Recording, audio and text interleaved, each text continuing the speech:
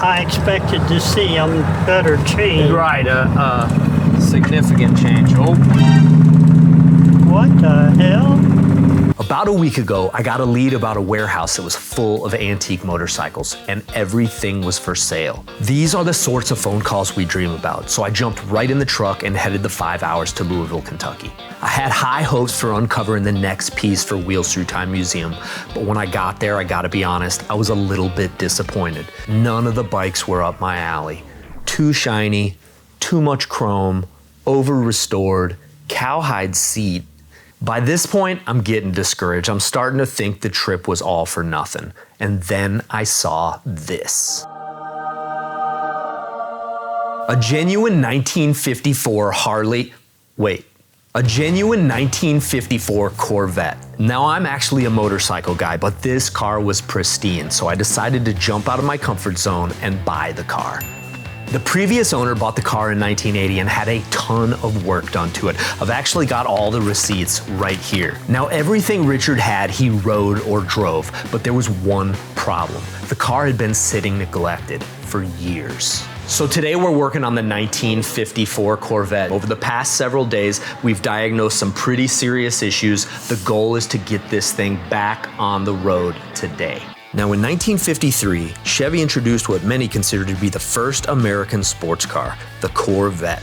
Initially produced in Flint, Michigan, the lightweight two-seater featured a fiberglass body and a drivetrain consisting of a two-speed automatic power glide transmission mated to 150 horsepower inline six-cylinder engine nicknamed the Blue Flame 6. Only 300 units were produced that year.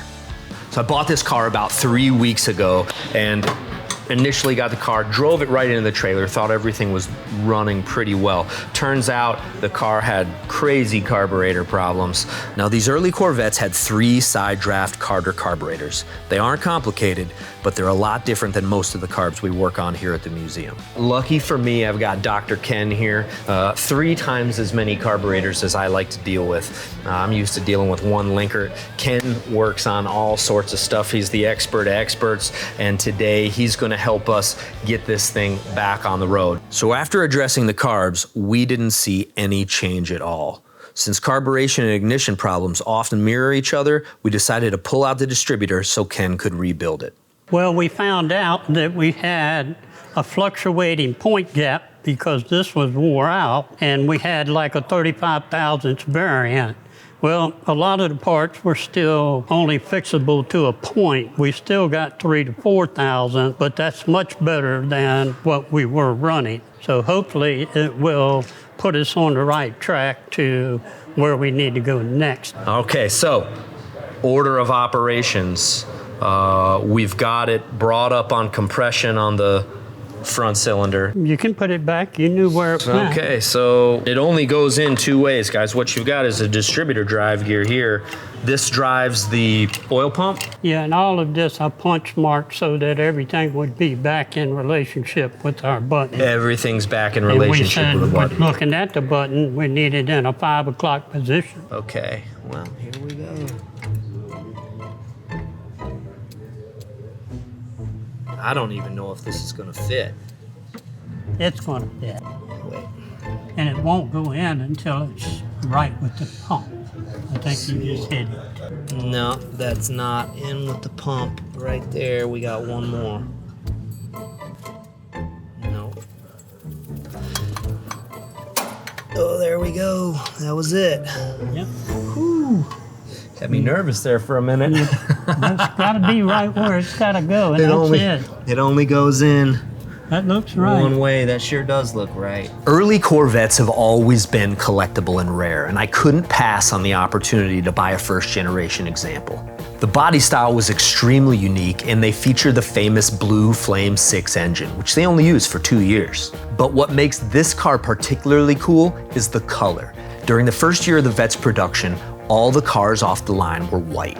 1954 marked the first year for red, and only 100 cars were produced that color that year. They also moved production to St. Louis, Missouri. Are we ready to fire it? Let's hope.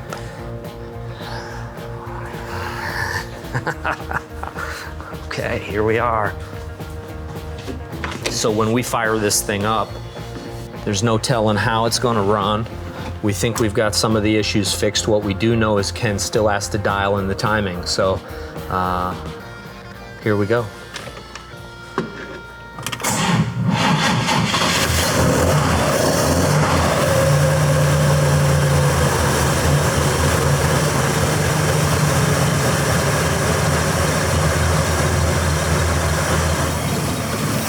Idle's a little low. Let me turn that idle up. As I hear the car start for the first time, it reminds me of the time my dad and brother actually bought a '56 Corvette in California and drove it all the way home to North Carolina. Epic trip. I put a lot of really memorable miles on my dad's '62 Corvette over the years. I'm hoping I can turn this car into a reliable driver so I can make those same memories with my kids. What do you think? It's hard to say, but it's as if everything we've done hasn't done anything. We spent almost a half day under the hood and kept getting the same results. Surely this is not how they all run. Well, I'm sorry. No, I'm sorry that you put all that work into it and it's not what we were expecting. Well, I'm not, because that's just what we have to do. I'm starting to wonder if there is a bigger problem, and maybe this isn't such a good buy after all.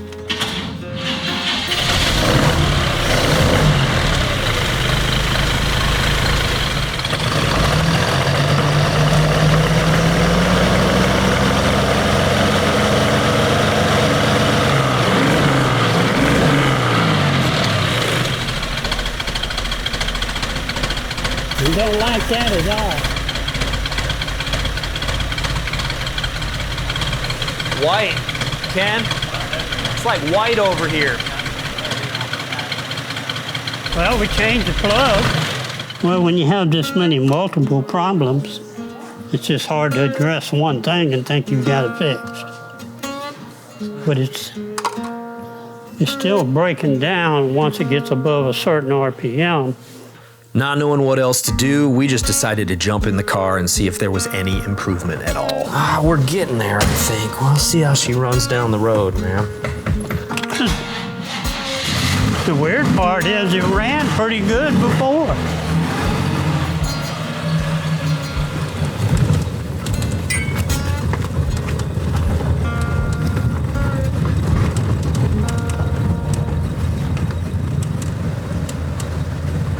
Hey, y'all.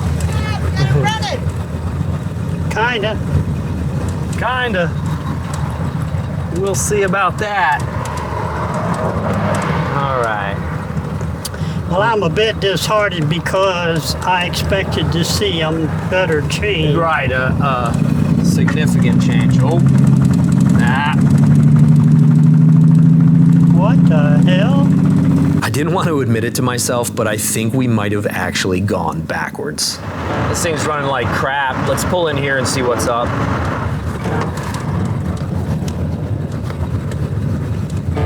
You want to try and back those,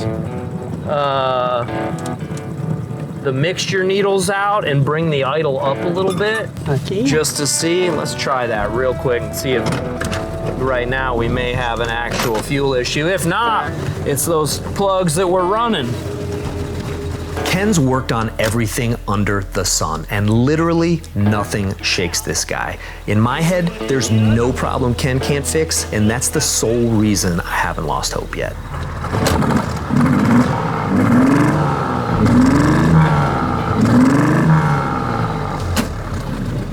Take her back to the house. That ain't gonna be no good.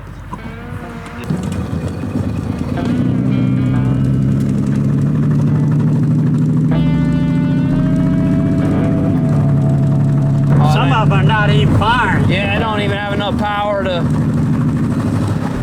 Doesn't even have enough power to go 40 mile an hour. Did you put the wires back in the right place?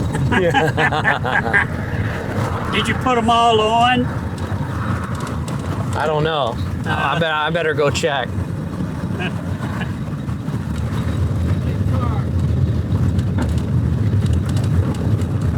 Wanna buy it? Yeah, right.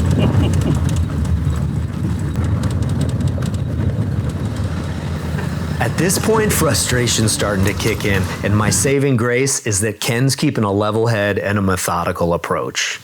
Back to the drawing board. The next step was just to try a hotter spark plug, so we pulled some Harley-Davidson panhead plugs out of their original boxes and put them in, hoping for the best. That's a whole different deal, man. Let's go.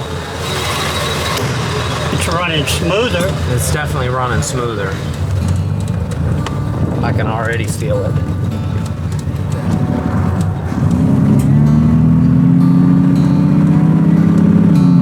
It's a lot better. It's a lot better. We got too many problems. This is our problem.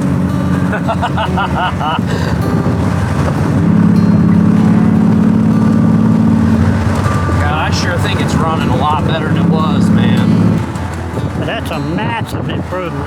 It's a huge improvement. That makes me feel like my work is worthwhile.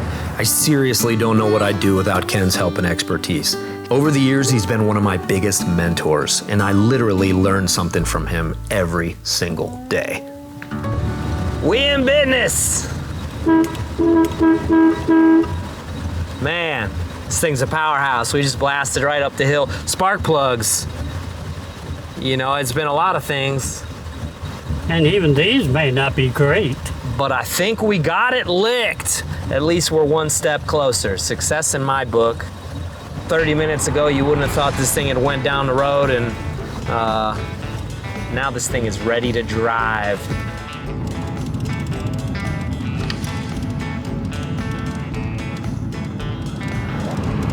My whole life, I've always been a motorcycle guy. You know, I always say there's nothing like the feeling of riding a classic bike. Connection with the motorcycle, the nostalgia, just brings you back to a simpler time. Never felt that way about a car before, till now. I know it's not perfect and I got a little bit of work to do, but man, I'm happy. Wait, am I starting to become a car guy?